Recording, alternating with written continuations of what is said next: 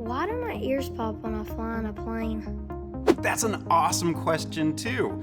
Barotitis, or the ringing or popping in your ears that you experience when you're flying in a plane, has to do with the air pressure differential, air pressure again, in between your eardrum and the air outside. As you get higher and higher in elevation, the air pressure slightly decreases. If you're in a plane at a very high elevation, of course that air pressure is going to be much different. The cabin is pressurized to make you comfortable as you're cruising at elevation. But there might be some slight differences, especially at takeoff or when you're landing in an airplane, that you might experience this ringing or popping in your ear more frequently. That's because the membrane in your ear maybe takes a few seconds to actually regulate or equalize the pressure between your inner ear, the middle part of your ear, and the air around it. Your middle ear actually has a pressure release tube called the eustachian tube that will actually equalize the pressure inside of your ear and outside. It's about the width of a pencil and will actually open to release or equalize the pressure.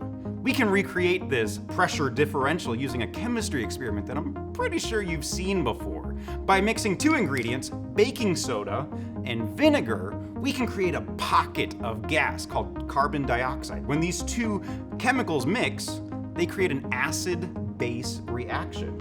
Vinegar contains acetic acid, which is a mild acid, and baking soda is slightly alkaline.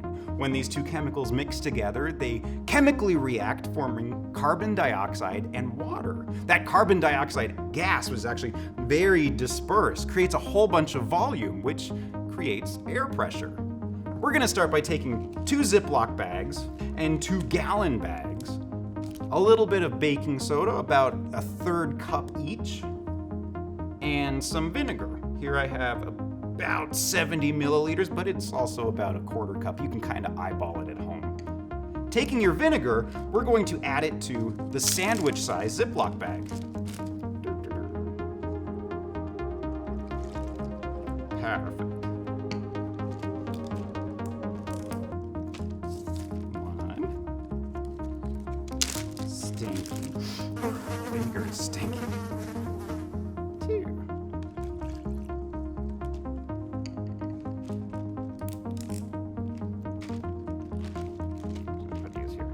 Now to the gallon-sized Ziploc bag, we're gonna pour in our 1/3 cup of baking soda.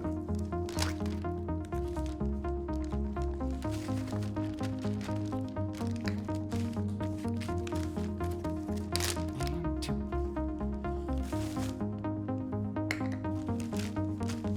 Now you might be wondering, why am I doing this twice? Why do I have 2 bags with vinegar and 2 bags with baking soda? The reason we're going to do that is because we're going to see what a difference that eustachian tube in our inner ear actually creates in normalizing or equalizing the pressure in our ear. To do that, to one of our bags, I'm going to take a pencil and create a little eustachian tube release valve by poking a hole in one side of the bag about the diameter of a pencil, about the same size as the pressure release valve in your ear. This should normalize or regulate the pressure created by the expanding gases in this chemical reaction. Are you ready? We're gonna drop our vinegar bag inside of the bag. Notice I've sealed this one off to keep the vinegar separated. We wanna make sure that this chemical reaction happens when we want it to. Drop that in and seal off the gallon bag. Rinse and repeat with bag number 2 with the pressure release valve.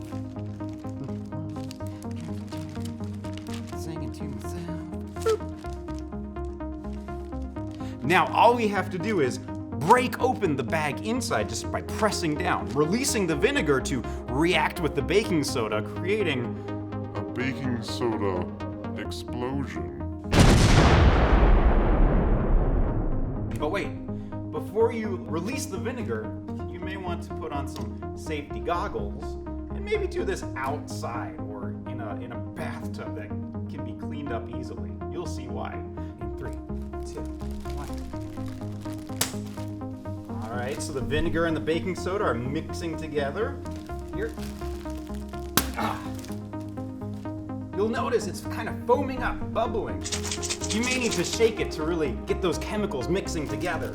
Here we go, give this one a shake.